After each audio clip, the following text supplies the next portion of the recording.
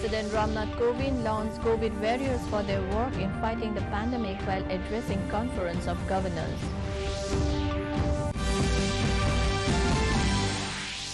Five newly elected MLAs in Assam take oaths in Assam Assembly today. Speaker Biswajit Daimari administers oath.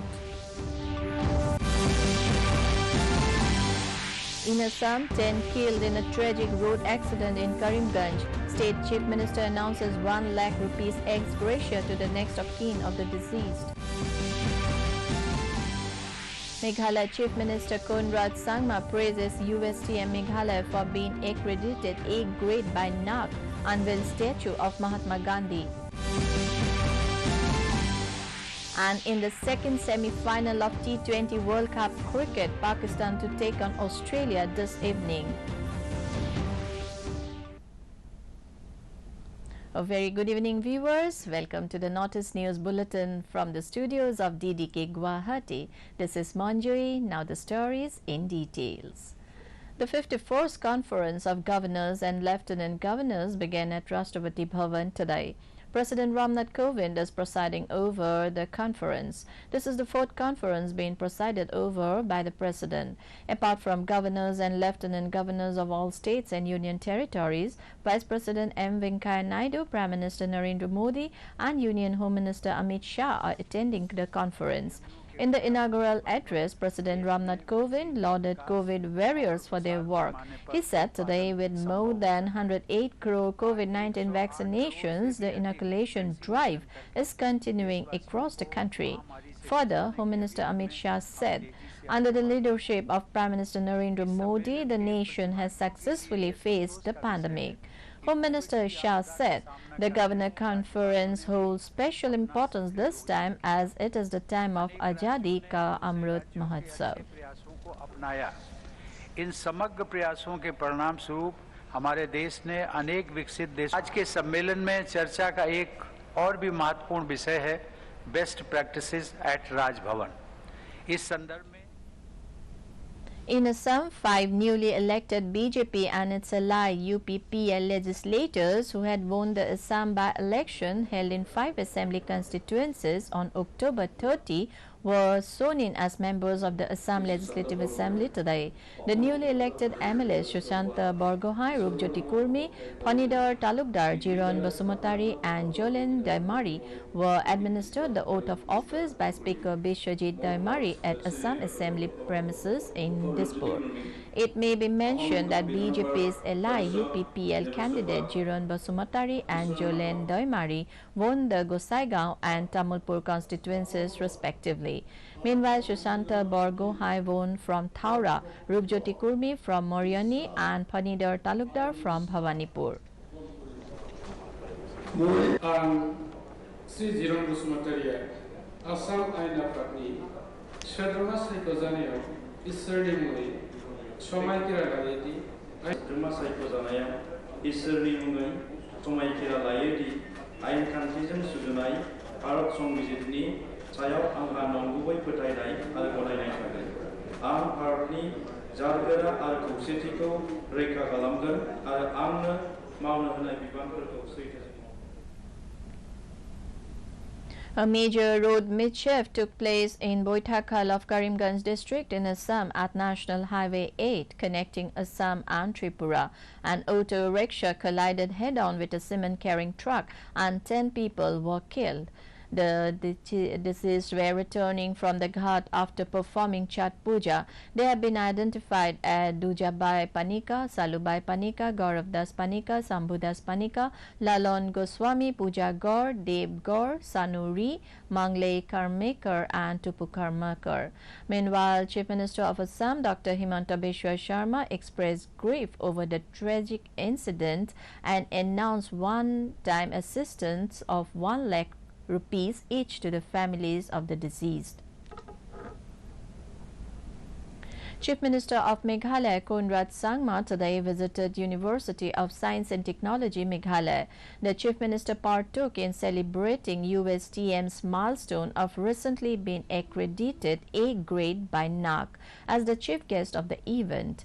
In his address, the Chief Minister congratulated the teachers, staff and students of the university on achieving this major feat. He also expressed happiness over the quality learning experience provided by USTM for the students of the Northeast. During the occasion, Chief Minister Sangma also unveiled the statue of Father of the Nation, Mahatma Gandhi, and paid rich tributes to him.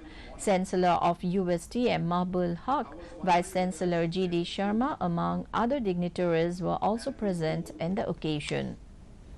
Or wear a jacket and look young like the students. I'm always very, very excited, in fact, when I'm with students, the young generation, the future of our nation. The Chief Minister of Manipur and Biren Singh attended the felicitation ceremony of Sri Karam Shyam for joining BJP today at Lilong Shajing. In a tweet, the Chief Minister asserted that BJP will never forget the sacrifice made by Karam Shyam to deliver a stable and progressive government in the state. Earlier, the Chief Minister was welcomed upon his arrival in Lilong Shajing to initiate the Thambal campaign. He was accompanied by BJP State Prabhari Sambit Patra, President of BJP Manipur Sharda Devi, and other senior party functionaries. Now we take a short break. We'll be back with more news. Stay tuned. Got it. सोचिए अगर असल जिंदगी में ऐसी हालत हो तो कितनी मुश्किलें होती हैं, लेकिन शुक्र है बैंकिंग के लिए नहीं। अगर आपकी उम्र 70 साल से अधिक हो या आप दिव्यांग हो तो बैंक आपको कुछ जरूरी बैंकिंग सुविधाएं घर बैठे बैठे दे सकता है। आरबीआई कहता है जानकार बनिए, सतर्क रहिए।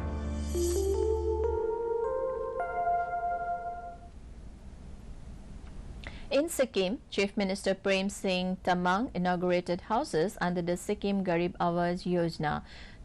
Talking to Twitter, the Chief Minister expressed happiness regarding the inauguration. Chief Minister Prem Singh Tamang also laid the foundation stone of houses to be constructed under the Sikkim Garib Awaz Yojana in Tadong constituency of Gangtok. It may be mentioned that the scheme was launched last year with the target of giving housing facilities to the poor of the state. The 4-day-long Chhath Puja culminated today with oblation to the rising sun early morning. Chhath Puja was celebrated in different parts of the country with religious fervor and devotion. On the last day of Chhath celebrations, devotees offered arghya to the rising sun this morning while standing knee-deep in water. A large number of devotees observed the festival and prayed for peace and prosperity. ये सूर्य भगवान का पूजा है।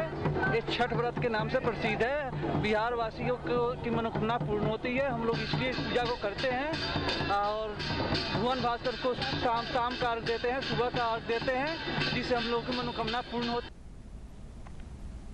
Bima Lokpal Day is celebrated today by the Council for Insurance Ombudsmen at all ombudsman offices of the country. The Guwahati office also joined in on the celebrations of the auspicious day through a series of programs. This was set in motion by the newly joined Insurance Ombudsman for Northeast region, who inaugurated the day-long activities by lighting of the lamp. This was followed by meeting with heads of insurance offices in Guwahati and thereafter separately with insurance intermediaries, eminent persons and cross-section of the insuring public. Emphasis was given to speedy and fair settlement of customer grievances and mostly through conciliation mechanism. The Insurance Ombudsman Office at Guwahati caters to the needs of all 7 states in northeastern India.